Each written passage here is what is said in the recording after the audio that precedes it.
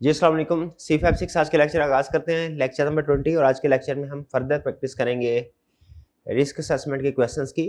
आज का लेक्चर हमारा रिस्क असेसमेंट के क्वेश्चंस के ऊपर लास्ट लेक्चर होगा। इसमें हम लेटेस्ट तकरीबन सारे जितने भी पिछले 7-8 क्वेश्चंस हैं उनको हम डिस्कस क्लास में कर चुके हैं। और प्रीवियस क्वेश्चन जो है जब आप करेंगे कंपैरेटिवली आपको अब उनके ऊपर अच्छी ग्रिप महसूस होगी। और आप उसमें मेरी असेसमेंट ये है कि अगर आपने अच्छे तरीके से इस टॉपिक को समझा है तो लगभग 80% के करीब आप रिस्क आइडेंटिफाई कर सकेंगे जो अब रिमेनिंग क्वेश्चंस हमारे हैं, यानी 21 से पीछे अगर चले जाएं तो। अब आज से ऑनवर्ड आपने करना क्या है कि खुद से क्वेश्चंस को सेलेक्ट करना है, रिस्क असेसमेंट के क्वेश्चंस को प्रैक्टिस करनी है। यानी अब प्रैक्टिस मैंने आपके ऊपर छोड़ता हूं कि आप प्रीवियस पास्ट पेपर में से कोई क्वेश्चन सेलेक्ट करें और उसको अटेम्प्ट करें।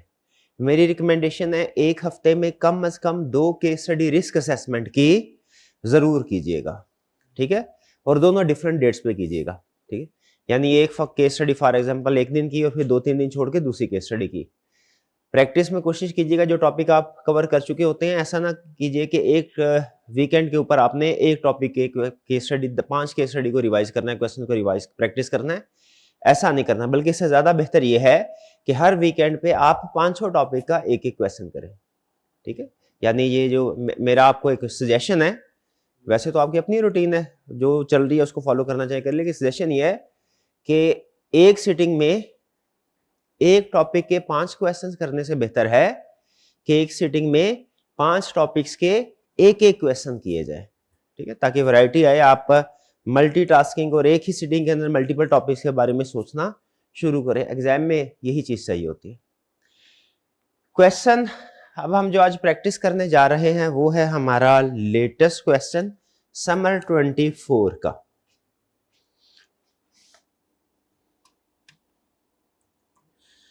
समर 24 का जी क्वेश्चन नंबर है 3। सबसे पहले हमें कैसे पता चला ये रिस्क असेसमेंट का क्वेश्चन है? रिक्वायरमेंट से। Discuss the other risk that exist in the above scenario. सबसे अहम लफ्ज पावर वर्ड क्या है रिक्वायरमेंट के अंदर जिससे हमें पता चलता है कि क्या लिखना है? कौन सा लफ्ज है? Audit risk. इसको अंडरलाइन करना है आपने। इससे पता चल गया हमने रिस्क आइडेंटिफाई करना है। क्या प्रोसीजर्स भी लिखने हैं? अहम सबसे अहम डिसीजन। प्रोसीजर नहीं लिखने। क्यों नहीं लिखने? उसने रिक्वायर नहीं किए क्वेश्चन के अंदर। अच्छा आप बताइए 20 मार्क्स के साथ उसने बोला है कि रिस्क आइडेंटिफाई करो, तो हमें लगभग कितने रिस्क आइडेंटिफाई करने चाहिए? मेरा ख्याल है 12 के करीब। 1.5 का हमने एक रूल ऑफ थंब बनाया है 12 के करीब। लेकिन याद रखें मैंने ये भी बताया था ये हार्ड एंड फास्ट रूल नहीं है। कुछ रिस्क हो सकता है वो ज्यादा अहम हो, जैसे गोइंग कंसर्न का रिस्क है, सम टाइम उसके मार्क्स वो उसको ज्यादा एलोकेट कर देता है। लेकिन एक रफ हमने एक स्टैंडर्ड बनाया है 12। हम कोशिश करेंगे रिस्क आइडेंटिफाई करने की कोशिश करें।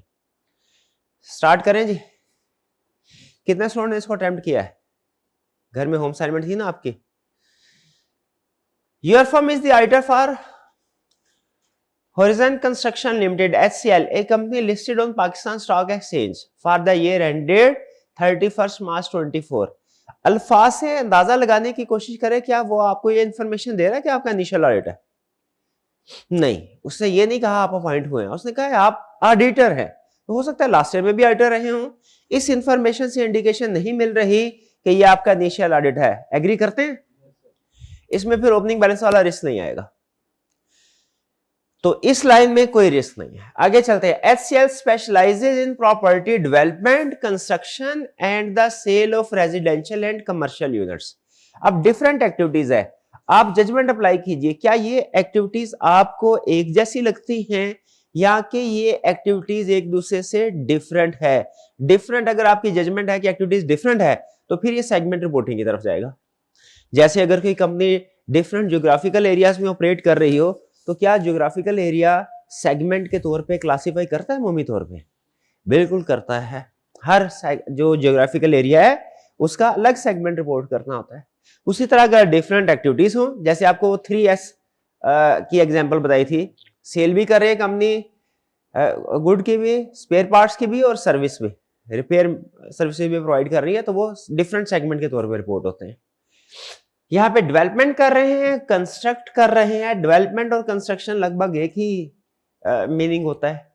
एंड द सेल, जाहिर है जब कंस्ट्रक्ट करेंगे उसके बाद यूज थोड़ी करेंगे, कंस्ट्रक्शन कंपनियां सेल करेगी, of residential and commercial units. यहां पे जो मुझे एक डिफरेंट एक्टिविटी नजर आ रही है किसी हद तक, वो रेजिडेंशियल और कमर्शियल प्लॉट इनकी प्रॉपर्टीज है। तो रेजिडेंशियल और कमर्शियल के एक सेगमेंट अलग हो सकते हैं फिलहाल इसको मैंने, लेकिन ये कोई इतनी स्ट्रॉन्ग क्लासिफिकेशन नहीं है, आगे चल के हो सकता है हमें इससे बेहतर क्लासिफिकेशन दे।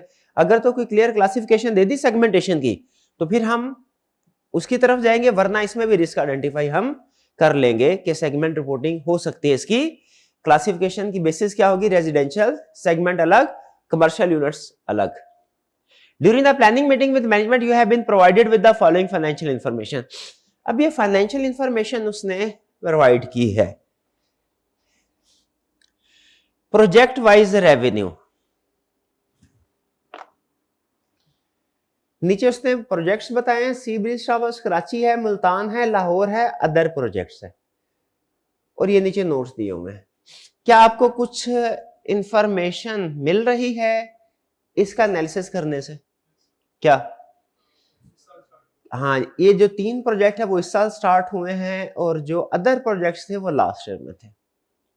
अब ये चूंकि ज्योग्राफिकल हमारे पास प्रोजेक्ट्स आ गए तो अब ये ज्यादा बेहतर क्लासिफिकेशन सेगमेंटेशन की, तो क्या सेगमेंट रिपोर्टिंग का रिस्क आएगा? बिल्कुल आएगा कि इन्हें इनके एक्सपेंसेस और इनकम को, प्रोजेक्ट्स के एक्सपेंसेस, डिफरेंट प्रोजेक्ट्स हैं, इनके एक्सपेंसेस और इनकम को अलग से रिपोर्ट करना होगा। डन?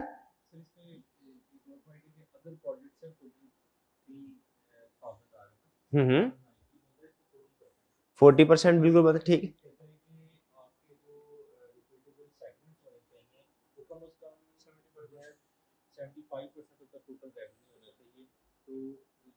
हाँ जी बिल्कुल, इसमें ये भी एक रिस्क हो सकता। क्वेश्चन क्या है इनका, लेकिन आएगा वो भी सेगमेंटेशन रिपोर्टिंग के अंदर रिस्क। इन्होंने बोला यह है कि सर हम सेगमेंटेशन की रिस्क असेसमेंट में क्या ये भी लिख सकते हैं कि ये तो हमने डिस्कस कर लिया कि ये अलग सेगमेंट्स हैं, इनको अलग हमने रिपोर्ट करना है। अब अदर प्रोजेक्ट्स जो है वो टोटल रेवेन्यू का 40% लगभग बनता है, तो स्टैंडर्ड ये कहता है कि जो आपने रिपोर्टिंग करनी है वो at least 75% of total revenue को आपने सेगमेंटेशन में रिपोर्ट करना है। तो क्या ऐसा हो सकता है कि कोई अनरिपोर्टेड सेगमेंट अदर प्रोजेक्ट्स में पड़ा हो? बिल्कुल ये भी रिस्क है, लेकिन ये अलग से रिस्क नहीं होगा, ये सेगमेंटेशन के रिस्क में ही आएगा। एग्रीड? तो अभी तक हमने सिर्फ एक रिस्क आइडेंटिफाई किया है।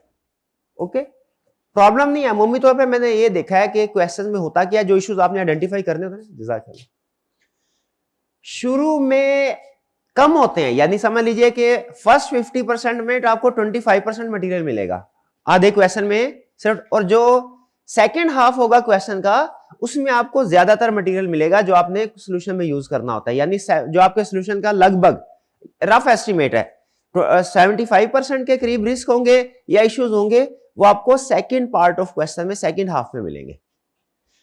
ठीक है, ये पता नहीं, ये वैसे ही मैंने नोट किया है, प्रैक्टिस से कहीं पे ये बात लिखी नहीं हुई, खुद क्वेश्चन को पढ़ के आइडेंटिफाई करके मैं इस नतीजे पर पहुंचा। शायद इस वजह से कि स्टूडेंट पहले पढ़ के ये अंदाजा लगा ले कि जी उससे क्वेश्चन अच्छे तरीके से नहीं आता या वो रिस्क आइडेंटिफाई नहीं कर रहा।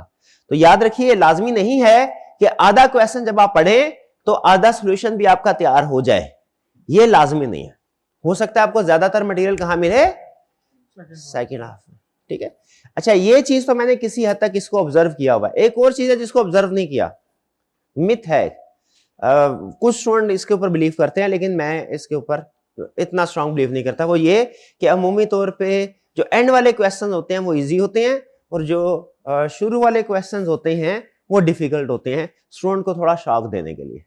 ठीक है, लेकिन ये मैं इससे एग्री नहीं करता, इसको मैंने इतना ऑब्जर्व नहीं किया। रैंडम होता है, बाज़ का स्टार्ट के क्वेश्चन इजी होते हैं, बाज़ का एंड वाले। आपको सारी मुश्किल लगता है, शाबाश, ये चीज। चलिए एक रिस्क आ गया, आगे चलते हैं।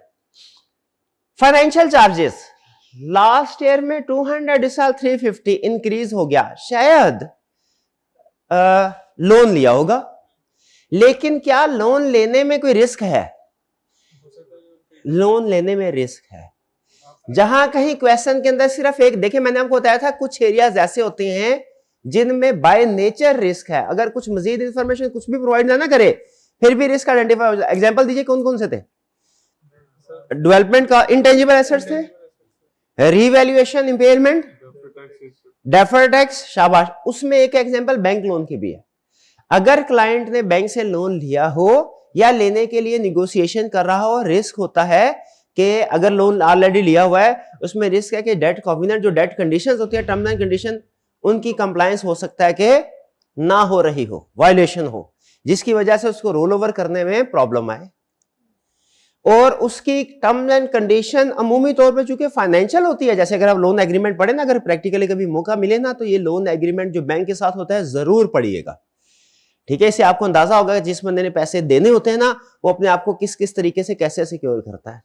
तो उसमें अमूमी तौर पे फाइनेंशियल, जैसे करंट रेशियो इतनी होनी चाहिए मिनिमम, एसेट्स की अमाउंट कैरिंग वैल्यू जो है वो एट मिनिमम ये होनी चाहिए, क्योंकि सिक्योरिटी के तौर पर रखवाए होते हैं ना, ठीक है। डिविडेंड के ऊपर रिस्ट्रिक्शन बाज़ औक़ात इम्पोज कर दी जाती है कि डिविडेंड नहीं पे कर सकते जब तक कि टर्म्स एंड कंडीशन कंप्लाई ना हो।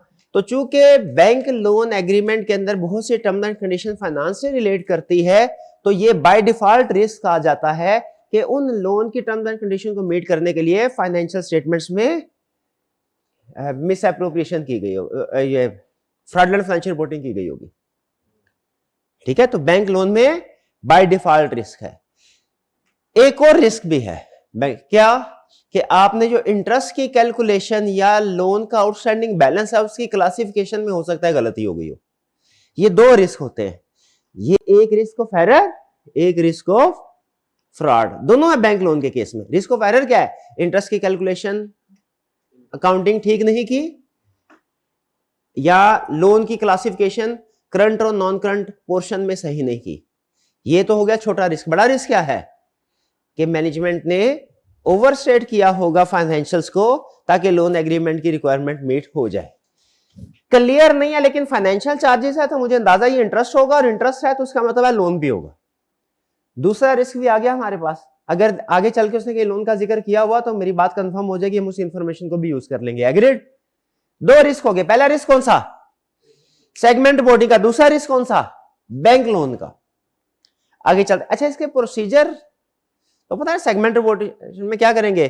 क्लासिफिकेशन देखें, मैनेजमेंट किस बेस पे क्लासिफिकेशन करे, रेवेन्यू की बेस पे, एसेट्स की बेस पे, डिस्क्लोजर्स क्या कंप्लीट जो स्टैंडर्ड रिक्वायर्ड करता है वो देखें।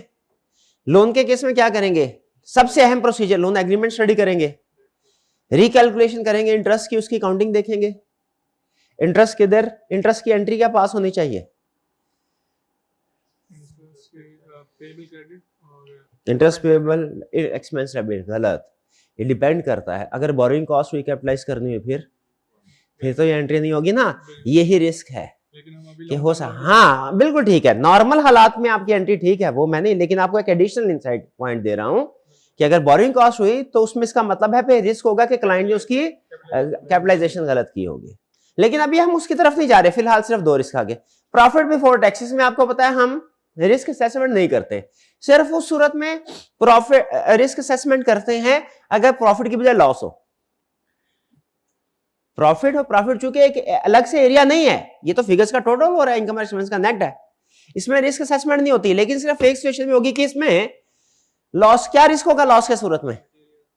Material uncertainty related to going concern का, लेकिन इसमें कोई रिस्क नहीं। प्रॉपर्टी प्लांट एंड इक्विपमेंट लगभग उतना ही है,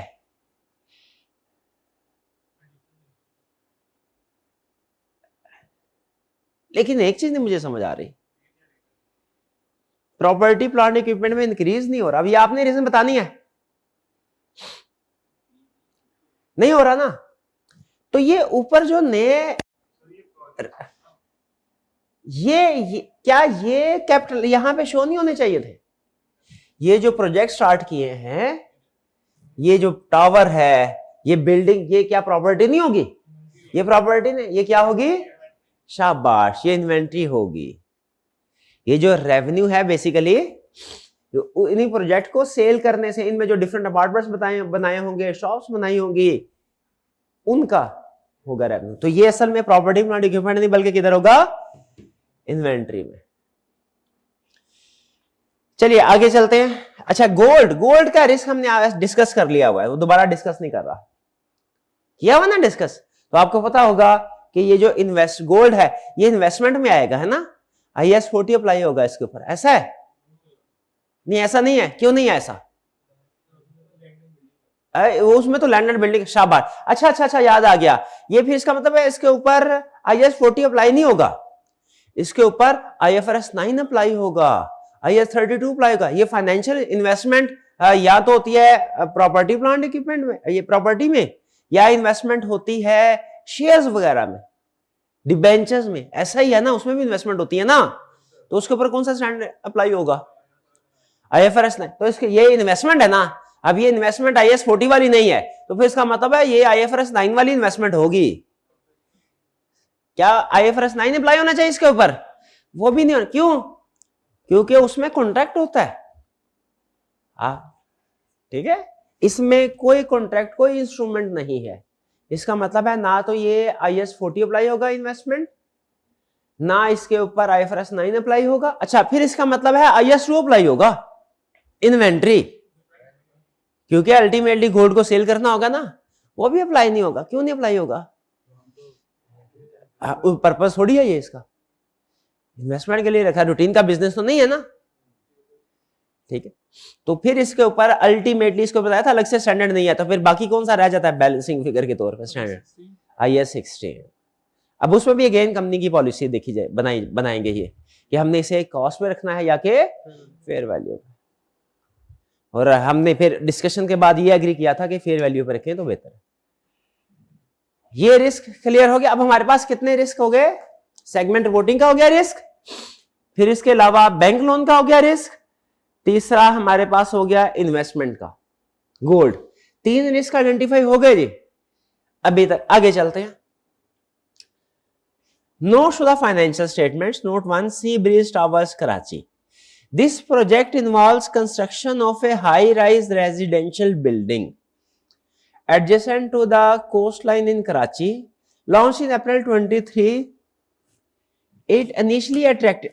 अच्छा, मुझे ये बताइए पहले, थोड़ा सा मुझे अंडरस्टैंडिंग दे दीजिए आगे चलने से पहले। ये कंपनी कंस्ट्रक्शन का काम कर रही है, कंस्ट्रक्शन बिजनेस चलता कैसे है? एक्टिविटीज क्या क्या होती है? कुछ मेजर एक्टिविटीज बता सकते हैं किस तरीके से चलता है?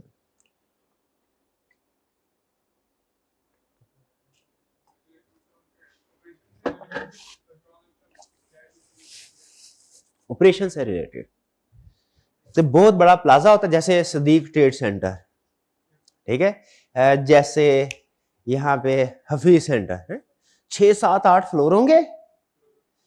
अमूमी तौर पे जो फ्लोर्स होते हैं लोअर वाले, कुछ जैसे ग्राउंड फ्लोर है और फिर फर्स्ट, सेकंड, थर्ड, इस पे शॉप्स होती हैं अमूमी तौर पे कमर्शियल, और ऊपर हो सकता है अपार्टमेंट्स बनाए हो। बाज़ औक़ात होता है पूरे का पूरा प्लाजा जो है वो सारे का सारा कमर्शियल एक्टिविटीज के लिए होता है, उसमें सिर्फ आपको शॉप्स नजर आएंगी, और बाज़ औक़ात पूरे का पूरा प्लाजा रेजिडेंशियल अपार्टमेंट्स वगैरह के लिए होता है। अच्छा, अब इनमें सेल कैसे होती है? जैसे अमूमी लैंड की सेल होती है कि भाई सारी की सारी प्राइस एक ही टाइम पे कर दी और अपने नाम पे ट्रांसफर करवा लिया, क्या ऐसे होता है सेल?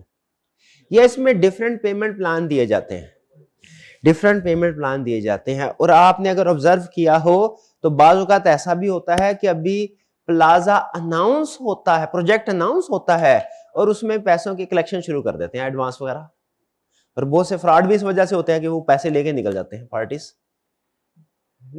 तो इसलिए बेहतर ये होता है, प्रैक्टिकली वैसे ही आपको एडवाइस दे रहा हूं कि जब पूरा प्रोजेक्ट कंप्लीट हो जाए उस वक्त पेमेंट देना बेहतर होता है। आपके सामने प्रोडक्ट होती है, आपको पता है कि ये क्या है, किस क्वालिटी की है।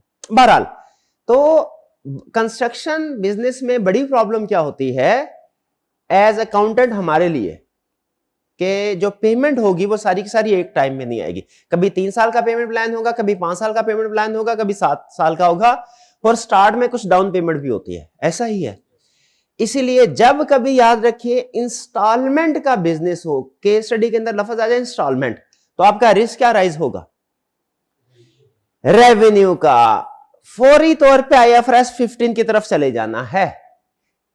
जब कभी वो आपको कहे अपफ्रंट फी पे कर रहे हैं, डाउन पेमेंट कर रहे हैं, इंस्टॉलमेंट्स में चल रहे हैं, IFRS 15 की तरफ चले जाना है। IFRS 15 क्या कहता है कि मेरे ज़हन में 2-3 ऑप्शंस आ रही हैं। पहली ऑप्शन आ रही है इस तरह के बिजनेस में कि जैसे ही एग्रीमेंट साइन हो उस वक्त सारे का सारा रेवेन्यू रिकॉर्ड कर लेना चाहिए कि जी हम प्रोजेक्ट स्टार्ट करने जा रहे हैं, आपने ये यूनिट बाय करना है, सेकंड फ्लोर पे के ऊपर शॉप नंबर 5 है, ये आपकी। क्या साइनिंग ऑफ एग्रीमेंट के वक्त कर लेना चाहिए रेवेन्यू रिकॉर्ड? अच्छा, दूसरी ऑप्शन ये है कि जैसे जैसे इंस्टॉलमेंट मिले वैसे वैसे रेवेन्यू रिकॉर्ड करना चाहिए। ऐसा है क्या? अगर अभी प्लाजा बन रहा है लेकिन इंस्टॉलमेंट्स आना शुरू हुआ ना, पोजेशन मिलेगी 3 साल की किस्तों के बाद, सुना ना कभी आपने? पोजेशन स्टार्ट में तो नहीं मिलती, कि कभी मिलती है स्टार्ट में पोजेशन नहीं मिलती, वो 3 साल के बाद पोजेशन मिलेगी। पोजेशन 3 साल के बाद मिलनी है लेकिन इंस्टॉलमेंट्स हर महीने मिल रही है। रेवेन्यू कब रिकॉर्ड होना चाहिए? ओवर द पीरियड या एट ए टाइम? वो डिपेंड करता है आपकी परफॉर्मेंस ऑब्लिगेशंस के ऊपर। और परफॉर्मेंस ऑब्लिगेशन नॉर्मली गुड्स के केस में कब, जब आप ट्रांसफर करते हैं। तो याद रखें कंस्ट्रक्शन बिजनेस में रेवेन्यू कब रिकॉर्ड होना चाहिए? जब आपने ट्रांसफर करना है, रिसीट के ऊपर नहीं। रिसीट के ऊपर रेवेन्यू रिकॉर्ड। ये सारी डिस्कशन का कंक्लूजन आपको इस पॉइंट पे लाना था। कंस्ट्रक्शन बिजनेस में या जब इंस्टॉलमेंट्स का बिजनेस हो, उसमें इंस्टॉलमेंट चाहे आपको जब भी मिल रही है, रेवेन्यू कब रिकॉर्ड होना चाहिए? रेवेन्यू कब रिकॉर्ड होना चाहिए? पोजेशन के वक्त। ठीक है, लेकिन ये हार्ड एंड फास्ट रूल नहीं है, ये नेचर में कंपनी टू कंपनी वेरी कर सकता है। बाज़ औक़ात ऐसा होता है कि हम ओवर द पीरियड भी रेवेन्यू रिकॉर्ड करते हैं। ठीक है, जैसे अगर फर्ज कीजिए कि कंस्ट्रक्शन के हम कर रहे हैं और 5 मंजिला बिल्डिंग है, 5 फ्लोर्स है, और हर फ्लोर कंप्लीट होने के बाद उसकी पोजेशन हम दे देते हैं। हर फ्लोर कंप्लीट होने के बाद पोजेशन दे देते हैं। अब इसमें जो रेवेन्यू रिकॉर्ड होगा वो जैसे जैसे कॉन्ट्रैक्ट प्रोग्रेस होगा, कंस्ट्रक्शन कंप्लीट होगी, स्टेज ऑफ कंप्लीशन की बेस पे साथ साथ रेवेन्यू रिकॉर्ड होगा। तो ये डिपेंड करता है हर फ्लोर हर शॉप कंप्लीट होने के साथ साथ रेवेन्यू रिकॉर्ड करना है या सारा रेवेन्यू एंड पे जब हम हैंड ओवर करेंगे, कंप्लीट हो जाएगा प्रोजेक्ट, तब रिकॉर्ड करना है। किस पे डिपेंड करता है कि आप फिजिकल पोजेशन कब दे रहे हैं। साथ साथ फिजिकल पोजेशन दे रहे हैं, रेवेन्यू साथ साथ रिकॉर्ड करें ओवर द टाइम। ठीक है, और अगर एट द एंड सारी कंस्ट्रक्शन कंप्लीट होने के बाद पोजेशन दे रहे हैं, अल्टीमेट पॉइंट क्या है? पोजेशन। तो जहां कहीं ये इंस्टॉलमेंट का बिजनेस होगा, रिस्क क्या होगा? रेवेन्यू रिकॉग्निशन का। इससे एग्री करते हैं क्योंकि कंस्ट्रक्शन उसने 2-3 क्वेश्चन में डिस्कस किया, इसलिए मैंने थोड़ा इसको डिटेल में डिस्कस किया। आगे क्या बता रहे हैं आप? कह रहे launch in April 23, it initially attracted strong market response. SBT offers both residential and commercial units on installment basis. Installment basis को अंडरलाइन कर लें।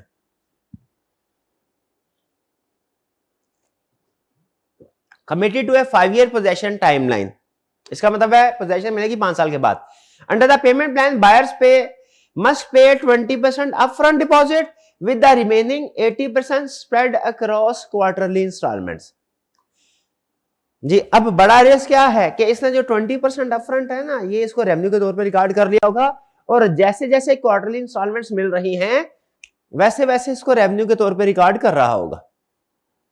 और हमने ये देखना है कि क्या ये इसकी पॉलिसी IFRS 15 के मुताबिक है या नहीं।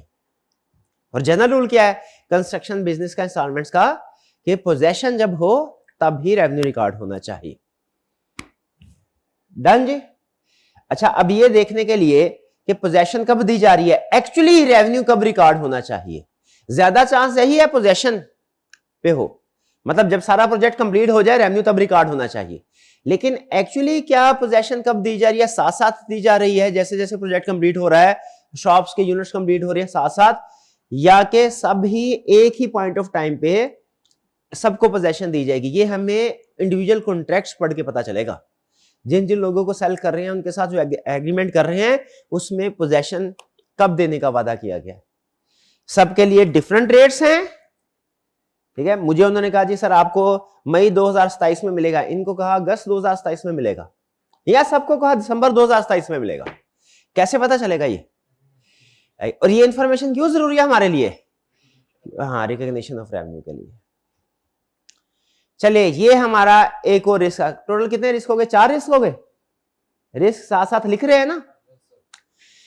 Next, concrete filing work has been subcontracted to a renowned. अच्छा, इसको डिस्कस करने से पहले एक छोटा सा क्वेश्चन आपसे मैं पूछता हूं। कैफ और बिजनेस लॉ आपने पढ़ा है? मैं पढ़ा है ना कि बिजनेस, उसमें एग्रीमेंट होता था, आप पढ़ते थे एग्रीमेंट हो गया उसका तो उसकी कंप्लायंस करना लाजमी है, ठीक है। और सम टाइम ऐसा होता है, अकाउंटिंग में भी उसने क्वेश्चन पूछा है, 1 मिलियन का एग्रीमेंट किया, रॉ मटेरियल उसमें कॉस्ट टोटल लग रही थी 8 लाख, 10 लाख का एग्रीमेंट किया, 8 लाख। अब अगर कॉस्ट बढ़ के 12 लाख हो जाती है, क्या मेरे लिए अब ये कॉन्ट्रैक्ट लॉस मेकिंग हो गया ना?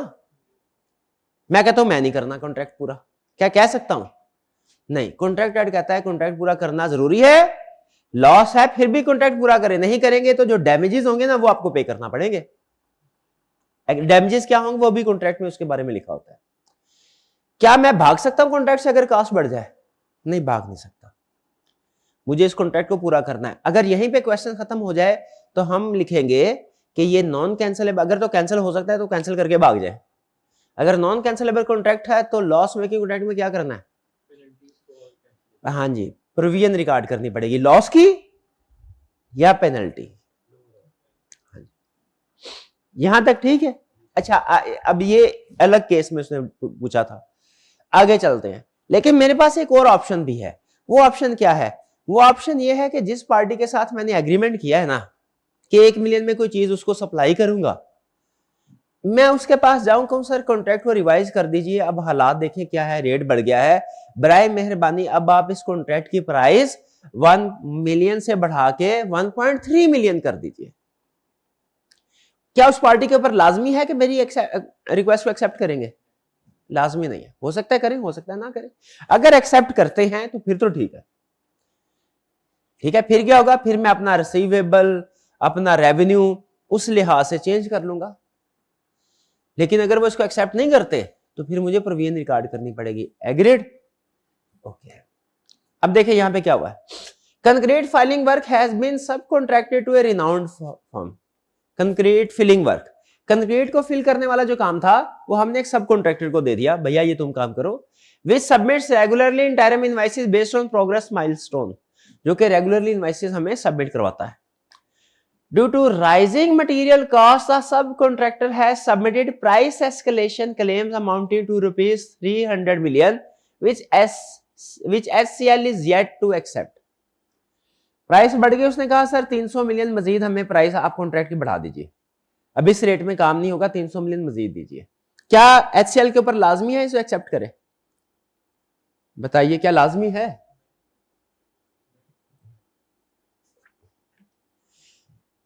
अगर तो कॉन्ट्रैक्ट में लिखा हो ना कि रेट्स इंक्रीज होते जाएंगे, रेट्स इंक्रीज होते जाएंगे, जैसे कॉलेज में जनरेटर चलता है ना, छोटी सी एग्जांपल देता हूं आपको, इसमें जो डीजल है, ये जो जिस वेंडर के साथ एग्रीमेंट हुआ है ना, उसके साथ ये एग्रीमेंट तो हुआ है कि वो हर 2 हफ्ते के बाद या वीकेंड के ऊपर आएगा और जितना भी हमें डीजल चाहिए, क्वांटिटी जो हमारी वीकली कंजम्पशन होती है उसके मुताबिक फिल करेगा क्वांटिटी। ये अरेंजमेंट है, लेकिन प्राइस रेट की अरेंजमेंट नहीं है। रेट कहता है सर वो जो उस दिन होगा ना, जिस दिन हम आपको सप्लाई करेंगे उस दिन का रेट लगेगा। अगर तो कॉन्ट्रैक्ट के अंदर इस तरह की क्लास है कि मार्केट में प्राइसेस बढ़ने से जो हम आपको बिल करेंगे वो हाई प्राइस पे करेंगे, फिर ये 300 मिलियन जस्टिफाइड है। लेकिन अगर कॉन्ट्रैक्ट के अंदर प्राइस फिक्स हो चुकी है, किस प्राइस पे सेल परचेज होगी, फिर ये प्राइस एस्केलेशन जस्टिफाइड नहीं है। अब ये 300 मिलियन का क्लेम वैलिड है या नहीं, एक्सेप्ट हमें करना पड़ेगा कि नहीं, किस पे डिपेंड करता है? कॉन्ट्रैक्ट पे। इसका मतलब इसके प्रोसीजर में हमने कॉन्ट्रैक्ट को रीड करना होगा, लेकिन प्रोसीजर नहीं पूछा। कह रहा finance department proposes passing these additional cost on to customers, but this session is opposed by marketing and legal department. Marketing and legal department कहता है कि अब ये कस्टमर को नहीं, बल्कि आप एक्सेप्ट ही ना करें इसको, ठीक है। और अगर फाइनेंस डिपार्टमेंट की बात देखें तो वो कहता है कि कस्टमर को पास ऑन कर दें। अब अगेन इसमें प्रॉब्लम क्या होगी कि 300 मिलियन की रिकॉर्डिंग, क्या इसे प्रोविजन या कंटिजेंसी के तौर पे रिकॉर्ड या डिस्क्लोज होना चाहिए, एप्रोप्रिएटली डिस्क्लोज हुआ है कि नहीं, ये इशू है। इस 300 मिलियन में क्या रिस्क है, इसकी एप्रोप्रिएट रिकॉर्डिंग या डिस्क्लोजर का रिस्क। कैसे, अगर तो कॉन्ट्रैक्ट में ये तय पाया था रेट बढ़ेगा तो इसकी प्रोविजन रिकॉर्ड होनी चाहिए, ठीक है, तो इसकी प्रोविजन रिकॉर्ड होनी चाहिए, वरना इसको कंटिजेंसी, क्लेम तो उसने फाइल कर दिया है तो कंटिजेंसी के तौर पे तो डिस्क्लोज होगा। भाई एग्री करते हैं ये क्लेम कंटिजेंट लायबिलिटी के तौर पे डिस्क्लोज होना चाहिए, होना चाहिए कि नहीं होना चाहिए? हाँ सोचें, एग्रीमेंट में चाहे लिखा भी हो ना कि प्राइस फुल एंड फाइनल है, एक चीज बताइए, एक केस हमारे खिलाफ हुआ, हम श्योर हैं जीत जाएंगे, क्या उस केस को हमें डिस्क्लोज करना चाहिए कि नहीं? करना फिर भी चाहिए, शाबाश। और अगर हम हार जाएंगे तो फिर तो प्रोविजन रिकॉर्ड करने चाहिए। वही एग्जांपल ये 300 मिलियन की, हमसे क्लेम कर रहा है, अगर तो कॉन्ट्रैक्ट में लिखा हुआ ना कि ये प्राइस एस्केलेट होगी जब रेट बढ़ेंगे, तो फिर ये प्रोविजन के तौर पे रिकॉर्ड होगा। और अगर इवन कॉन्ट्रैक्ट में नहीं भी लिखा हुआ ना, उसने केस तो हमारे खिलाफ कर दिया है, फिर डिस्क्लोजर के तौर पे आएगा, चाहे हम कॉन्फिडेंट क्यों ना हो। तो अगला रिस्क हमारा क्या हुआ, 300 मिलियन की एप्रोप्रिएट प्रोविजनिंग या डिस्क्लोजर। एग्री करते हैं 300 मिलियन से? सोच रहे हैं मुझे कोई जल्दी नहीं है, कन्विंस्ड हो तो फिर बताइएगा।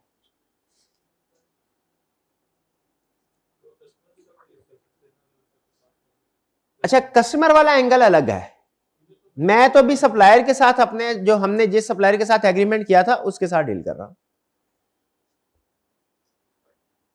ठीक है। अब आगे इसी के आगे इसको मजीद एक्सप्लेन करना चाहते हैं, मतलब एक सेकंड या सप्लीमेंट रिस्क भी आ जाएगा इसमें, क्या कि कस्टमर को अगर आप पास ऑन करते हैं, एक्सेप्ट कर लेता है, तो फिर हमें अपने रेवेन्यू और रिसीवेबल और रेवेन्यू रिकग्निशन और रिसीवेबल को अकॉर्डिंगली रिवाइज करना पड़ेगा।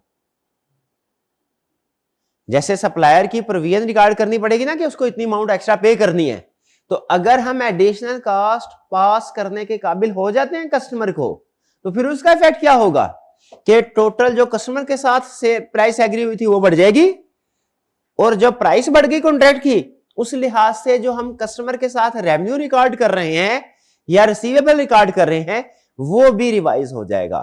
बताइए ये बात समझ आई कि नहीं? ठीक है, इन शॉर्ट फिर से सुने, प्राइसेस बढ़ गई हैं, सप्लायर कह रहा है 300 मिलियन मुझे ज्यादा पैसे दो, हमारा फाइनेंस डिपार्टमेंट वाला कह रहा है आप कस्टमर से ज्यादा पैसे लो, इसको पैसे दो कस्टमर से। अभी इस रिस्क के दो एंगल है, एक एंगल है सप्लायर वाला, एक एंगल है कस्टमर वाला। सप्लायर वाला एंगल जो है उसमें क्या है, एप्रोप्रिएट अमाउंट ऑफ प्रोविजन।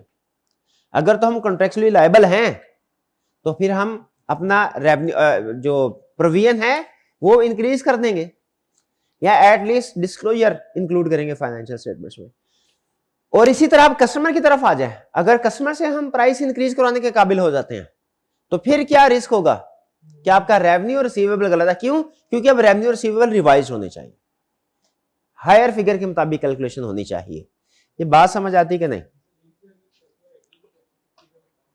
हाँ, कस्टमर अगर एग्री नहीं करते तो फिर ऑनरेस कॉन्ट्रैक्ट होगा। ये चूंकि चीजें एक ही इवेंट से इंफॉर्मेशन से रिलेट करती है, इसलिए सारी डिस्कशन एक ही रिस्क में इंक्लूड कर देंगे आप। इस सूरत में हो सकता है रिस्क के मार्क्स 1.5 की बजाय 3 हो, क्योंकि इसमें एक तरह से 3 रिस्क है। नंबर 1 सप्लायर का 300 मिलियन है, इसमें से कितनी अमाउंट प्रोविजन डिस्क्लोज होगी। नंबर 2 कस्टमर का, अगर हम कस्टमर की प्राइस को इंक्रीज करने के काबिल हो जाते हैं तो हमारा रेवेन्यू और रिसीवेबल अगर प्रोपोर्शन कैलकुलेशन होगी वो हायर फिगर की बेस पे होगी। और नंबर 3 अगर कस्टमर से हम ये हायर एग्री करने के काबिल नहीं होते तो चूंकि कॉस्ट हमारी बढ़ चुकी है और customer price sale price increase नहीं कर रहा, ओनरेस कॉन्ट्रैक्ट बन जाएगा, उस लॉस की प्रोविजन भी रिकॉर्ड करनी पड़ेगी। ये तीनों डिस्कशन एक ही फैक्टर के अंदर आप लिख देंगे। डन जी। इसको मैं रिस्क एक ही लेके चल रहा हूं, 3 रिस्क नहीं लेके चल रहा। हाँ, मार्क्स इसके ज्यादा हो जाएंगे। फिर से यहां पे रुक के बताइए कितने रिस्क अभी तक हमने आइडेंटिफाई कर लिए। सेगमेंट रिपोर्टिंग हो गया, लोन वाला हो गया, और लोन वाला हो गया, गोल्ड, और रेवेन्यू रिकॉग्निशन, ये अपफ्रंट वाली रेवेन्यू रिकॉग्निशन में ही साथ डिस्कस हो जाएगी, ठीक है, क्योंकि अपफ्रंट भी तो उसी कॉन्ट्रैक्ट के बेस के ऊपर पेमेंट हमें मिल रही है।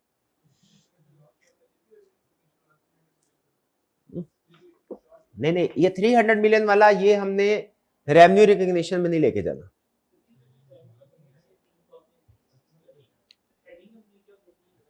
हेडिंग आप एक ही दे, प्राइस एस्केलेशन हेडिंग, हाँ जी दे दे बिल्कुल, क्योंकि अब मल्टीपल रिस्क है ना, आप किसी एक एरिया या एक असर्शन जो है उसको मेंशन नहीं कर सकते, ठीक है। और ये मैंने आपको पहले बताया हुआ है, अगर तो आपको क्लियर हो कि किसी एरिया की असर्शन इन्वॉल्व हो रही है तो फिर लिखे, लेकिन अगर क्लियर नहीं है तो असर्शन लिखना रिक्वायर्ड नहीं होता। रिस्क आइडेंटिफाई करते हुए असर्शन लिखना रिकमेंडेड है, रिक्वायर्ड नहीं होता। कुछ में तो आप कर ही नहीं सकते ना, जहां पे रिस्क की नेचर ऐसी है, जैसे गोइंग कंसर्न का रिस्क है वो पूरी फाइनेंशियल स्टेटमेंट में, जहां पे कर सकते हैं इवन वहां पे भी अगर आप नहीं भी करते ना तो आपका पॉइंट गलत नहीं होगा। लेकिन असर्शन में क्यों कहता हूं करें, क्योंकि इससे आपको प्रोसीजर डिसाइड करने में आसानी हो जाती है। अगर आपके रिस्क में एरिया भी आ रहा है, असर्शन भी आ रहा है, ये आपसे प्रैक्टिस क्यों करवाता हूं भला, आप आसानी से डिसाइड कर सकते हैं मैंने किस एरिया के प्रोसीजर लिखने हैं और उसमें किस असर्शन से रिलेटेड प्रोसीजर लिखने हैं, तो प्रोसीजर लिखने में आसानी हो जाती है उससे। No to smart living SL Multan. अब आइए इसमें आगे, इसमें क्या कह रहा है, HCL launch this project in Multan earlier this year, offering residential and commercial plots on instalment with a 3-year possession timeline. दोबारा इंस्टॉलमेंट आ गया, लेकिन दोबारा डिस्कस नहीं करना, ऑलरेडी हम इसको डिस्कस कर चुके हैं। Customer who paid in full received A 10% cash discount for early payment. इस डिस्काउंट की वजह से कोई रिस्क है, इंस्टॉलमेंट की वजह से रेवेन्यू रिकॉग्निशन का रिस्क है, उसके अंदर हम कवर कर चुके हैं। इस पॉइंट की वजह से कोई एडिशनल रिस्क मुझे नहीं नजर आ रहा है इसमें। While HCL has acquired most of the land necessary for the project, some land portions are yet to be acquired. Token payments have been made to landowners under agreement to sell. However, HCL is encountering issues with some landowners who are hesitant to complete their transaction due to a recent hike in property price in the area. थोड़ा सा practically सोचना पड़ेगा आपको इस risk को समझने के लिए। एक 100 एकड़ जगह फर्ज कीजिए डिसाइड कर ली, यहां पे हम प्लॉट बनाएंगे, प्रोजेक्ट स्टार्ट करेंगे, उसमें से 95 एकड़ एक्वायर कर लिया, बाकियों के साथ बातचीत चल रही है, कुछ के साथ टोकन भी हो गया है, लेकिन 2-3 लोग प्रॉपर्टी बेचने को तैयार नहीं है, कह रहे हैं सर प्राइस ज्यादा है, हमें प्राइस ज्यादा चाहिए। अब उन जो लोग जिनकी वहां पे लैंड है, जिन्होंने कंपनी को लैंड बेचनी है, उनकी कोशिश होगी अच्छी प्राइस मिले, और अगर अच्छी प्राइस नहीं मिलती तो वो अपनी प्रॉपर्टी को करंटली नहीं बेचेंगे, ब्लैकमेलिंग पोजीशन में आ जाते हैं। ऐसी सिचुएशन ये होती है, उनको पता होता है कि ये कंपनी ने खरीदनी है, वो हायर प्राइस डिमांड करते हैं। हायर प्राइस डिमांड करेंगे, निगोशिएशन में कुछ रिस्क है कि ये चूंकि एक हर्डल क्रिएट हो चुकी है, इसकी वजह से प्रोजेक्ट में डिले आ जाए। बताइए रिस्क है कि नहीं इस इश्यू की वजह से? अगर इस इंफॉर्मेशन की वजह से आपको यह पता चल गया कि प्रोजेक्ट में डिले हो सकता है, इसके बाद रिस्क जस्टिफाई करवाना मेरे लिए आसान हो जाएगा। पहले बताएं, एग्री करते हैं, कन्विंस्ड है कि अब चूंकि पूरे का पूरा लैंड एक्वायर नहीं किया हुआ और कुछ लोग अब प्रॉब्लम क्रिएट कर रहे हैं, हायर प्राइस डिमांड कर रहे हैं, उनकी वजह से प्रोजेक्ट में किसी हद तक डिले, वो हो सकता है 1-2 महीने का हो, मे बी वो 6-7 महीने तक भी चल सकता है, हो सकता है कि नहीं। अब इसमें फिर 2 रिस्क राइज होते हैं, बता सकते हैं कौन कौन से? एक तो इंपेयरमेंट का, या अगर आपने इसको इन्वेंट्री है तो एनआरवी का।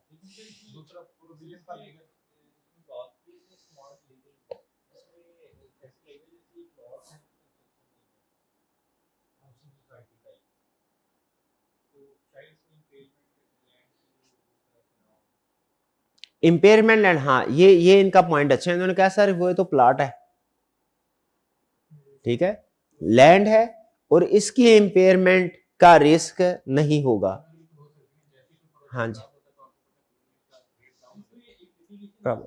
चले, अमूम अगर ये कोई प्रॉपर्टी होती लैंड एंड बिल्डिंग, फिर इसकी इंपेयरमेंट का रिस्क आता, इससे एग्री करते हैं, ताकि आइंदा अगर किसी क्वेश्चन में सिमिलर सिचुएशन आए तो आप इसको पिक कर ले कि ये डिले हो गया प्रोजेक्ट, इसकी वजह से इसकी इंपेयरमेंट का रिस्क आ गया। एग्रीड।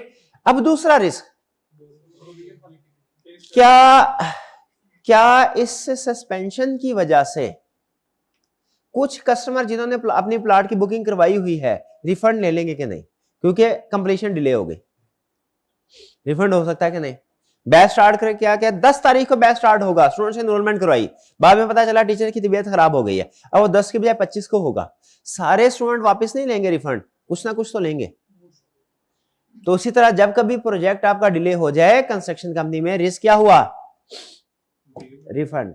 इंपेयरमेंट का तो अलग से आ गया, वो तो आपने कहा सर ये लैंड है तो इसलिए इंपेयरमेंट का रिस्क इनसिग्निफिकेंट हो गया, मैं भी मानता हूं उसके ऊपर। दूसरा रिस्क रिफंड लायबिलिटी रिकॉर्ड करनी होगी।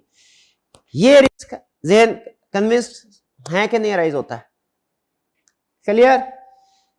तीसरा रिस्क बोरोइंग कॉस्ट कैपिटलाइजेशन का। शाबाश। क्या रिस्क है भला? डिले की वजह से बोरोइंग कॉस्ट कैपिटलाइज को सस्पेंड करना पड़ेगा। ठीक है, भी ऐसा ही है अगर कर रहे हैं। नहीं समझ आ रही बोरिंग का? अच्छा चले पहले मुझे बताए, बाकी के 2 पॉइंट समझ आ गए। देखिए सबसे अहम पता है क्या है कि इस इंफॉर्मेशन से ये नतीजे पे पहुंचना कि ये डेवलपमेंट डिले हो गई है, सबसे, क्योंकि उसने क्लियरली नहीं बोला हुआ डिले हुआ है, प्रोजेक्ट हाल्ट हुआ है, प्रोजेक्ट स्टॉप हुआ है, क्लियरली नहीं बोला हुआ। ठीक है, लेकिन वो आपको बता रहा है कि लैंड ओनर के साथ डील होनी है, डील आपको पता है बाय करना लाजमी है, और लैंड ओनर हेजिटेंट है। हेजिटेंट से हमें पता चला कि डील अभी फौरी कंप्लीट नहीं हो रही। जब कभी क्वेश्चन में उसने कह दिया कंस्ट्रक्शन हाल्ट हो गई है, प्रोडक्शन सस्पेंड हो गई है, पहला रिस्क इंपेयरमेंट। दूसरा रिस्क, अगर आपने वो बेचने के लिए बना रहे हैं तो जिनको बेचा है उनमें से कुछ ना कुछ लोग रिफंड ले लेंगे। तीसरा रिस्क क्या? बोरिंग कॉस्ट कैपिटलाइजेशन का। आप उसके ऊपर कैपिटलाइजेशन अगर कर रहे थे और ये लोन लेके इन्वेस्टमेंट कर रहा है, कैसे पता चला लोन लेके प्रोजेक्ट बना रहा है? फाइनेंस चार्जेस से। तो बोरिंग कॉस्ट आ गई कि नहीं आ गई? ऑप्शन होती है कि लाजमी होता है क्वालिफाइंग एसेट को कैपिटलाइज करना, और कोई नहीं बोलेगा, पता है? बता मेरा भाई, ऑप्शन होती है बोरिंग कॉस्ट को कैपिटलाइज। IS 23 कुछ अंडरस्टैंडिंग है ना? बोरिंग कॉस्ट कैपिटलाइज करना ऑप्शन है कि रिक्वायर्ड है? रिक्वायर्ड है। ठीक है, और साथ साथ उसमें वो ये भी कहता है कि अगर ये प्रोजेक्ट रुक जाए तो क्या फिर भी कैपिटलाइजेशन होते रहना चाहिए? प्रोजेक्ट रुक गया, कैपिटलाइजेशन भी रुक जाएगी। ठीक। अच्छा, वैसे इसमें अब लैंड डेवलपमेंट भी है, चूंकि इतना डिटेल एक्टिविटी मुझे नहीं पता लैंड डेवलपमेंट में क्या होती है, अमूमी तौर पे इसमें कोई इतनी है एक्टिविटी, कॉलोनीज बनते हैं। चले ठीक है, बहरहाल यहां तक क्लियर?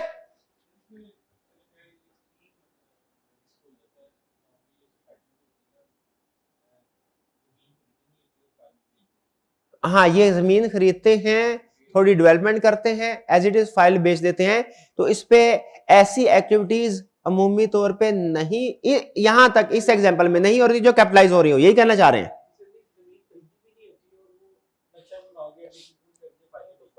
हाँ, जमीन खरीदी भी नहीं, फाइलें बेच देते हैं, वो तो गलत है। उसी का रिस्क है कि अगर वो बाद में उन लोगों ने आपको जमीन नहीं बेची तो क्या करना पड़ेगा आपको? वो जिन लोगों को फाइलें बेच चुके हैं आप उनको रिफंड करना पड़ेगा। ये उसी केस से डील कर रहा है।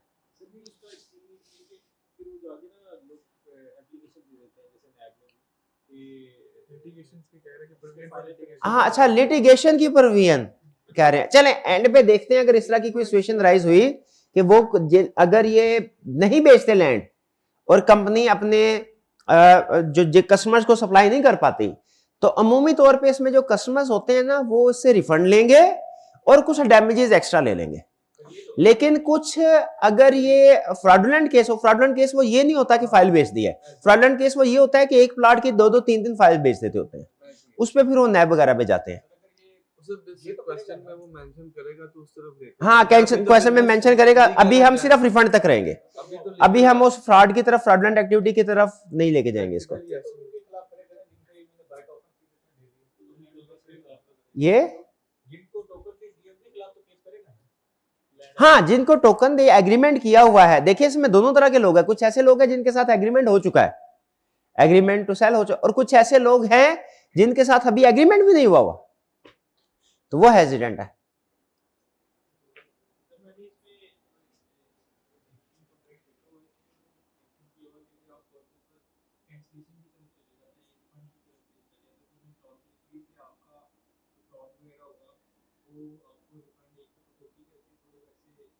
हम्म।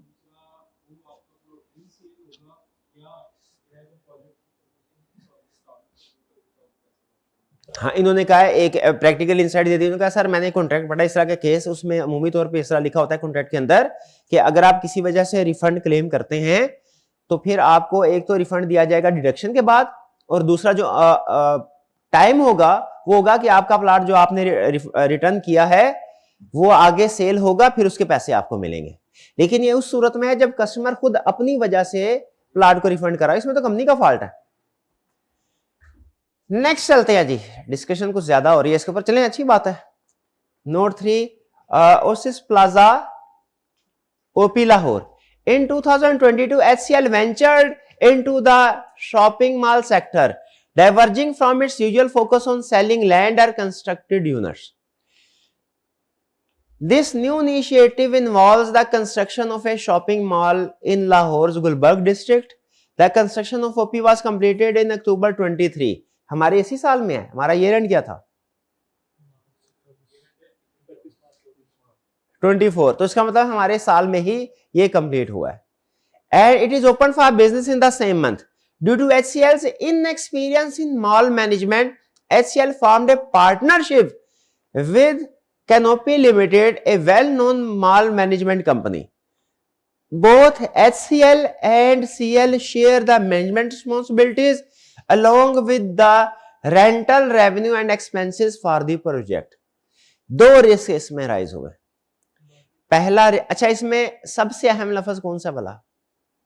दो अल्फाज अहम है, शेयर वाला, करेक्ट। शेयर की बजाय मिलता जुलता और लफ्ज है सिमिलर मीनिंग के साथ, वेंचर, यानी किसी दूसरी कंपनी के साथ जॉइंट वेंचर किया, जॉइंट अरेंजमेंट। इन एक्सपीरियंस में रिस्क नहीं है। इन एक्सपीरियंस अगर हो फाइनेंशियल स्टेटमेंट्स में, अकाउंट्स डिपार्टमेंट में, ईआरपी में, आईटी सिस्टम में, वो हमारा ऑडिट रिस्क होगा। बिजनेस करने में इन एक्सपीरियंस है, इस वजह से किसी के साथ जॉइंट वेंचर कर लिया, इसमें कोई रिस्क नहीं है, ठीक है। इसमें इन एक्सपीरियंस होने की वजह से रिस्क नहीं है। हाँ, एक दूसरी रीजन की वजह से रिस्क है। वो रीजन क्या है? ये जो जॉइंट अरेंजमेंट है इसे क्लासिफाई कैसे करना है। जॉइंट वेंचर वाला स्टैंडर्ड पढ़ा हुआ आपने, जॉइंट अरेंजमेंट्स, उसमें क्या कहता है? IFRS 11, उसमें क्या कहता है? उसमें यह कहता है जब आप किसी के साथ मिलके कोई प्रोजेक्ट स्टार्ट करते हैं ना, तो उसकी काउंटिंग कैसे करनी है? दो तरीके हैं। एक है आपने देखना है क्या ये जॉइंट ऑपरेशंस हैं या ये जॉइंट वेंचर है, यानी जो जॉइंट अरेंजमेंट होती है, जॉइंट अरेंजमेंट मतलब क्या? किसी के साथ मिलके पार्टनरशिप करना। उसकी काउंटिंग कैसे होगी वो डिपेंड करता है कि इसके आगे दो एरो बना लें कि ये जॉइंट ऑपरेशंस हैं या जॉइंट वेंचर है। जॉइंट ऑपरेशन के नीचे लिखे प्रोपोर्शनेट कंसोलिडेशन, और जॉइंट वेंचर के नीचे लिखे इक्विटी मेथड। फर्क क्या है? अगर तो जॉइंट वेंचर है तो आपकी काउंटिंग डिफरेंट होगी। कैसे करेंगे जॉइंट वेंचर पे? Equity method. कैसे? इन्वेस्टमेंट की जो कॉस्ट है उसको आप रिकॉर्ड करेंगे और हर साल जो उसका प्रॉफिट है ऐड हो जाएगा, लेस डिविडेंड, ठीक है। यानी इसमें सिर्फ नेट प्रॉफिट ऐड हो रहा है और जो डिविडेंड मिला वो लेस हो रहा है, कैरिंग वैल्यू चेंज। लेकिन जो जॉइंट ऑपरेशंस हैं इनमें क्या होता है? इनमें नेट सिंगल फिगर ऐड नहीं होती, बल्कि उस जॉइंट वेंचर के अंदर आपके जितने परसेंट एसेट्स हैं वो उतने परसेंट एसेट में एसेट ऐड होंगे, रेवेन्यू में रेवेन्यू ऐड होगा, एक्सपेंस में एक्सपेंस ऐड होंगे, लायबिलिटी में लायबिलिटी ऐड होगी, यानी प्रोपोर्शनेट परसेंटेज लगाएंगे। ये कंसोलिडेशन नहीं तो प्रोपोर्शनेट कंसोलिडेशन मैंने वैसे ही बोल दिया आपको कंसेप्ट लिंक करने के लिए, ये लाइन बाय लाइन। वरना हो सकता है कि आपका 23% शेयर हो तो इसका मतलब क्या होगा, अगर आप जॉइंट ऑपरेशंस के मुताबिक अकाउंटिंग, ये जॉइंट ऑपरेशन में क्लासिफाई होता है, तो उस सूरत में क्या होगा, जितना इस प्रोजेक्ट का रेवेन्यू है उसका 23% आपके रेवेन्यू में ऐड होगा, जितना इस प्रोजेक्ट के ऊपर आपकी कॉस्ट इनकर हो रही है हर साल, उसके 23% आपकी कॉस्ट में ऐड होगी, और इस तरह आगे चलेगी। लेकिन अगर इक्विटी मेथड अकाउंटिंग है, जॉइंट वेंचर का केस बनता है, जॉइंट ऑपरेशन का नहीं, कौन सा, जॉइंट वेंचर का, उस सूरत में क्या करना है, उस सूरत में आपने इनकम एक्सपेंस में एक्सपेंस ऐड नहीं करना है, बल्कि नेट जो प्रॉफिट होगा प्रोपोर्शनेट हिस्सा जितना आपका होगा वो आपके ऐड हो जाएगा इनकम के तौर पे। फर्क समझ आ रहा है? नहीं, नो प्रॉब्लम। हमने प्रोजेक्ट के ऊपर लगाया, अब ये चूंकि अकाउंटिंग है, अकाउंटिंग करवाना लाजमी नहीं, लेकिन कंसेप्ट समझाने के लिए बता रहा हूं। मैंने भाई ने मिलकर प्रोजेक्ट लगाया, प्रोजेक्ट के ऊपर इनके 60 रुपए लग रहे हैं, मेरे 40 रुपए लग रहे हैं। प्रोजेक्ट में फर्ज कीजिए एक्सपेंस भी इतना हुआ, ठीक है, 100 का एक्सपेंस हो गया और 120 जो है वो हमें सेल प्राइस रेवेन्यू जनरेट हुआ, टोटल हुआ प्रॉफिट 20। अब क्वेश्चन ये है कि मेरी फाइनेंशियल स्टेटमेंट्स में 100 का रेवेन्यू का 40% अलग, 120 रेवेन्यू था उसका 40% अलग, और 100 का एक्सपेंस था उसका 40% कास्ट के तौर पे, दो चीजें आए, या नेट करके जो प्रॉफिट है 20 उसी का 40% आए। भाई समझ रहे हैं? नहीं समझ रहे अभी भी नहीं। दोनों भाइयों ने मिलकर काम किया, रेवेन्यू हुआ 120, एक्सपेंसेस हैं 100, इस एक्सपेंस में 40 मेरा इन्वेस्ट हुआ है, 60 इनका हुआ है, प्रॉफिट हुआ 20। अब एक तरीका क्या है, इस जॉइंट वेंचर को अपनी बुक्स में, अब ये देखिए इधर बुक्स जा रही है ये भाई की, इधर बुक्स आ रही है मेरी। पहला तरीका, ये 20 है ना, इसका 40% मेरी बुक्स में आ जाएगा और इसका 60% इनकी बुक्स में आ जाएगा, ऑटोमेटिकली हो गया एडजस्ट ऊपर वाला। ये तरीका क्या कहलाता है, इक्विटी मेथड। और ये कब आपने ऑप्ट करना है, जब जॉइंट वेंचर का केस हो। जब जॉइंट वेंचर का केस होगा ना, इसकी एलोकेशन होनी है।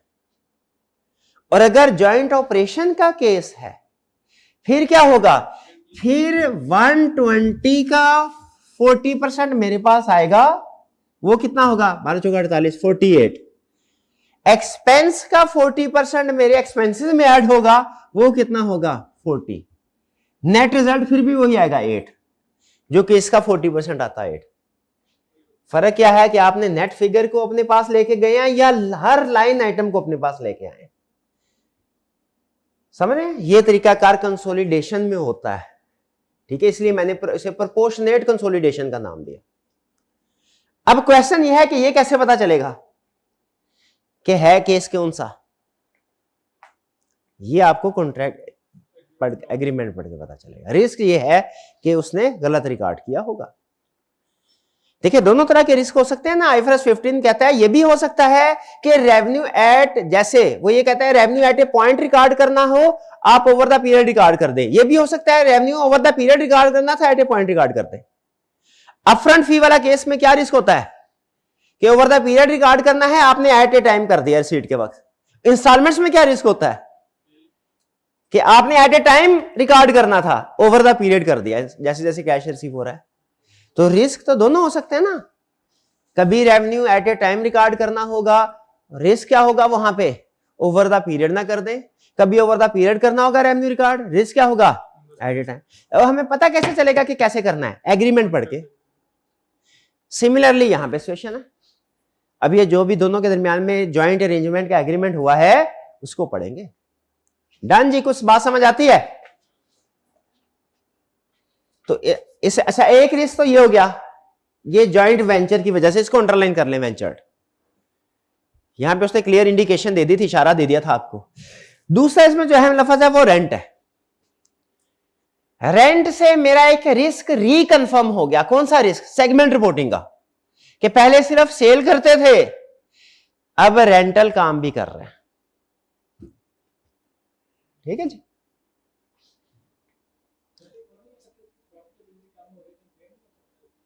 प्रॉफिटेबिलिटी कम हो रही है।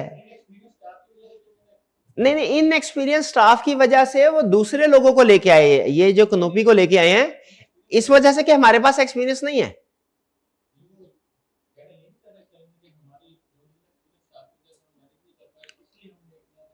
हाँ, इसकी वजह से यही कहना चाह रहा है, लेकिन इसका प्रॉफिटेबिलिटी के ऊपर कोई फर्क नहीं है, इसका रेंट के ऊपर कोई फर्क पड़ेगा, बल्कि हो सकता है रेंट की फिगर ज्यादा। भाई हमें बिल्डिंग कंस्ट्रक्ट करने का, प्लाजा बनाने का तजर्बा है, उसको मैनेज करने का तजर्बा नहीं है।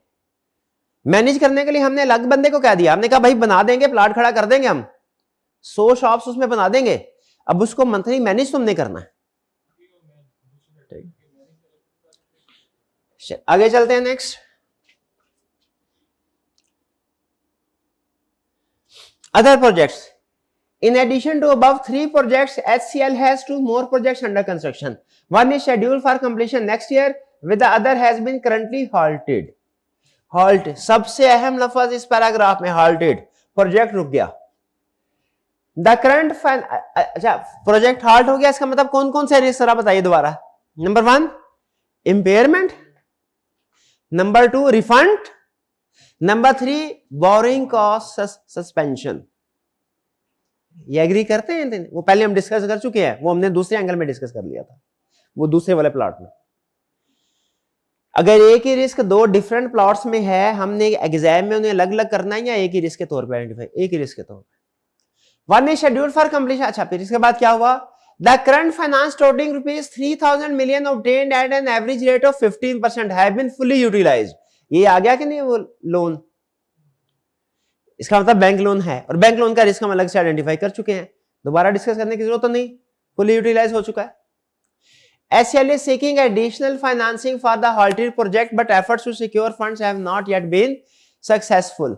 हाँ, यहां पे अब आप रिस्क को फ्रॉड राइज कर सकते हैं कि लोन एग्रीमेंट किए थे, फुली यूटिलाइज हो चुके हैं, अब मजीद बोरिंग चाहिए, उसके लिए फाइनेंशियल स्टेटमेंट का बेस्ट व्यू प्रेजेंट करने की कोशिश की जा सकती है। इसमें risk of fraudulent financial reporting rise होता है इस लाइन की वजह से। बैंक लोन की वजह से नॉर्मल रिस्क तो होता ही है, बैंक लोन एग्जिस्ट होने की वजह से। यहां पे चूंकि अब वो बता रहा है कि नीड फॉर एडिशनल फाइनेंसिंग है, तो एडिशनल फाइनेंसिंग हासिल करने के लिए क्या कर सकते हैं? वो फ्रॉडलेंट फाइनेंशियल रिपोर्टिंग कर सकते हैं। Additionally, HCL maintains a separate running finance to support HCL's working capital requirement. Clear? इसमें हाल्ट होने की, इसमें 2 बड़े रिस्क हैं इस प्रोजेक्ट में। कौन कौन से? एक प्रोजेक्ट हाल्ट हुआ, इस इंफॉर्मेशन की वजह से रिस्क राइज होता है, और दूसरा बोरिंग की वजह से। प्रोजेक्ट हाल्ट हुआ, स्टॉप हुआ, इसमें कैसे आपने इसको एक्सप्लेन करना है, ये बात समझ आ गई। अब दूसरा, बैंक लोन को कैसे एक्सप्लेन करना है। एक तो आपने जनरल बात कर देती है, डेट कोवेनेंट की रिक्वायरमेंट की कंप्लायंस वायलेशन हो सकती है, नंबर 2 इंटरेस्ट की कैलकुलेशन हो सकती है, नंबर 3 लोन की अमाउंट की क्लासिफिकेशन गलत हो सकती है करंट और नॉन करंट में। लेकिन एक काम मुझे करके दिखाए जरा। मेरे ख्याल में तो 3000 हमने लोन उठाया है 15% पे, और फिर रनिंग फाइनेंस भी है, तो कम अज कम लोन की अमाउंट कितनी होनी चाहिए, कम इंटरेस्ट की अमाउंट कितनी होनी चाहिए? 450, ऐसा ही है, 15 या 45। 3000 है ना, 450 मिलियन इंटरेस्ट एक्सपेंस कम से कम होना चाहिए, बोले एग्री करते हैं। हालांकि इसमें ये शॉर्ट रनिंग फाइनेंस का शामिल नहीं है। ऊपर देखे कितना रिकॉर्ड हुआ है, कितने स्टूडेंट ने ये आइडेंटिफाई कर लिया था कि total interest expense finance charges में शामिल नहीं है। अब इसकी 2 रीजन हो सकती हैं। नंबर 1, इंटरेस्ट सही रिकॉर्ड नहीं हुआ, फाइनेंस चार्जेस, और नंबर 2 क्या है, जो डिफरेंस है वो कैपिटलाइज है। ठीक है, कैपिटलाइजेशन वाला हम अलग से डिस्कस नहीं करेंगे, वो हम बोरोइंग कॉस्ट में कर चुके हैं, जहां पे हाल्ट हुआ है वहां पे। नेक्स्ट, और गोल्ड का हम पहले भी, अभी आज की क्लास में भी कोई रिव्यू नहीं है। गोल्ड में भी रिस्क है, ठीक है, लोन का रिस्क भी आ गया। टोटल कितने रिस्क हो गए?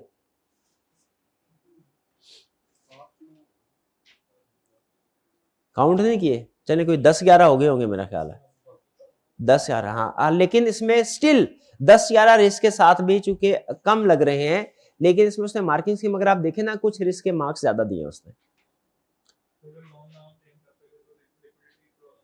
हाँ, क्या लिक्विडिटी प्रॉब्लम आ सकती है? बिल्कुल, अगर लोन ऑब्टेन ना कर सका ये तो लिक्विडिटी प्रॉब्लम आ सकती है, उसको भी एडिशनल रिस्क के तौर पे इंक्लूड कर सकते हैं। भाई ये क्लियर हो गया। ये लेटेस्ट क्वेश्चन था और थोड़ा सा चूंकि कंस्ट्रक्शन से रिलेटेड था, इसलिए इसके ऊपर डिस्कशन हमने ज्यादा की। इसमें कोई प्रॉब्लम, मेरी रिकमेंडेशन है घर जाके एक दफा खुद से दोबारा कीजिएगा इस क्वेश्चन को। इसके बाद जो रिमेनिंग क्वेश्चंस हैं वो आपके लिए इतना प्रॉब्लमेटिक होने नहीं चाहिए। पास्ट पेपर के रिमेनिंग क्वेश्चन की बात कर रहा हूं जी।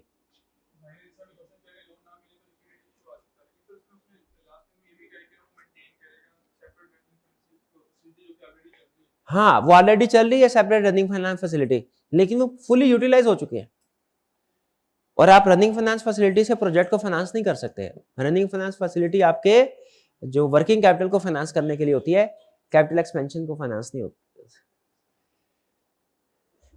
जी। यहां तक क्लियर? चलिए यहां पे थोड़ी देर के लिए लेक्चर को स्टॉप कर दे, अगला हिस्सा फिर अलग से रिकॉर्ड कीजिए।